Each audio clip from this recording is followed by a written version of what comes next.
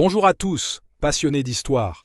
Aujourd'hui, nous allons explorer en détail une période fascinante de l'histoire d'Israël, la domination grecque de 332 à 142 avant notre ère. Cette époque commence avec la conquête d'Alexandre le Grand et s'étend jusqu'à l'indépendance obtenue par la révolte des Maccabées, aboutissant à la création de la dynastie hasmonéenne.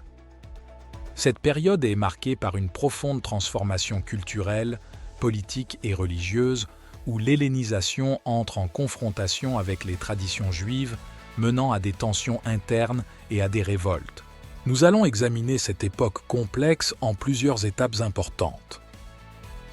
En 332 avant notre ère, Alexandre le Grand, roi de Macédoine, conquiert la Judée pendant sa grande campagne militaire contre l'Empire perse.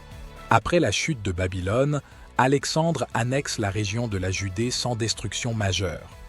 Contrairement à d'autres conquérants, Alexandre se montre relativement tolérant envers les coutumes religieuses locales, notamment envers les Juifs, qui sont autorisés à pratiquer leur religion sans interférence. Il est donc même rapporté qu'Alexandre aurait visité Jérusalem et offert des sacrifices au temple pour s'attirer les faveurs du Dieu d'Israël, un geste significatif de son respect pour les croyances locales. L'entrée de la Judée dans l'empire d'Alexandre marque le début de l'influence grecque en Israël, une période appelée hellénisation. L'hellénisation introduit des éléments de la culture grecque dans l'éducation, la philosophie, les arts et les pratiques quotidiennes. Si les élites juives sont rapidement séduites par ces innovations, une grande partie de la population reste attachée aux traditions juives et refuse cette influence étrangère. Cette dichotomie entre l'adoption des coutumes grecques et la préservation de l'identité juive conduira à des tensions internes au sein de la communauté juive. Après la mort d'Alexandre en 323 avant notre ère, son empire se fragmente entre ses généraux, appelés les diadoques. La Judée devient alors un enjeu stratégique dans les luttes de pouvoir entre deux dynasties hellénistiques, les Ptolémées, qui contrôlent l'Égypte, et les Séleucides, qui dominent la Syrie et l'est du Levant. Au début du IIIe siècle avant notre ère, la Judée est sous la domination des Ptolémées après la bataille d'Ipsos en 301 avant notre ère. Les rois ptolémaïques, notamment Ptolémée Ier et Ptolémée II Philadelphe, gouvernent la Judée depuis Alexandrie en Égypte. Les Ptolémées adoptent une approche relativement tolérante envers la population juive, leur permettant de maintenir leur autonomie religieuse sous la direction des grands prêtres. Durant cette période, de nombreux Juifs s'installent à Alexandrie, où ils forment une communauté prospère et influente. Sous la domination ptolémaïque, l'hellénisation continue de s'infiltrer dans la vie quotidienne, mais sans heurts violents. Les élites juives adoptent des aspects de la culture grecque, tandis que d'autres résistent à cette influence. Cette période voit également l'une des réalisations les plus significatives de la diaspora juive, la traduction de la Torah en grec, connue sous le nom de Septante. Cette traduction permet aux Juifs hellénisés d'accéder aux Écritures dans la langue dominante de l'époque. En 200 avant notre ère, la Judée change de main après la victoire de Antiochos III, le Grand, lors de la bataille de Panion, qui lui permet de s'emparer de la Judée aux dépens des Ptolémées. À ses débuts, la domination séleucide est marquée par une certaine continuité avec la tolérance ptolémaïque. Antiochos III respecte les coutumes religieuses juives et laisse les grands prêtres administrer les affaires religieuses. Cependant, sous le règne de Antiochos IV Épiphane, 175-164 avant notre ère, la situation change radicalement. Antiochos IV impose une hellénisation plus agressive, forçant les Juifs à adopter les pratiques et les coutumes grecques. Il tente d'unifier son empire en imposant une culture grecque uniforme, ce qui inclut des pratiques religieuses païennes.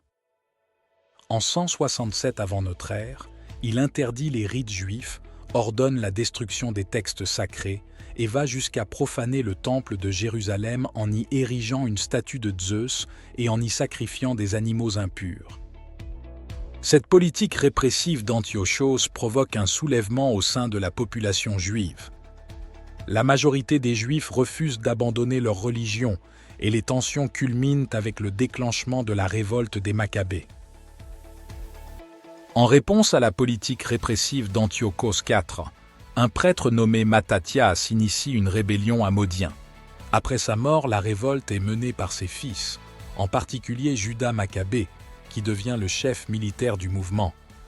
Les Maccabées, avec une petite armée composée de résistants juifs, mènent une guérilla contre les forces séleucides.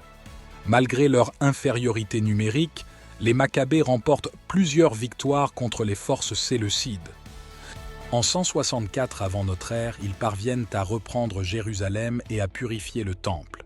Cet événement est commémoré chaque année lors de la fête de Hanouka, qui célèbre la redédication du temple après sa profanation. La révolte des Maccabées ne s'arrête pas là. Bien que Judas soit tué au combat en 160 avant notre ère, ses frères, notamment Simon Maccabée, poursuivent la lutte pour l'indépendance. En 142 avant notre ère, la Judée obtient finalement son autonomie politique sous le règne de Simon Maccabée, marquant la fin de la domination grecque.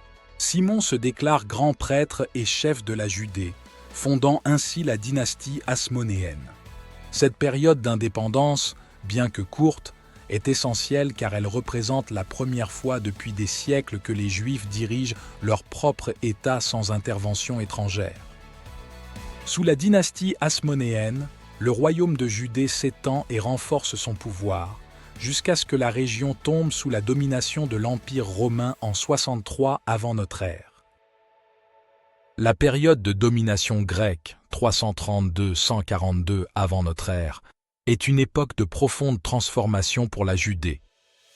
L'hellénisation introduit des éléments de la culture grecque dans la société juive, provoquant des tensions entre ceux qui adoptent ces influences et ceux qui cherchent à préserver les traditions juives.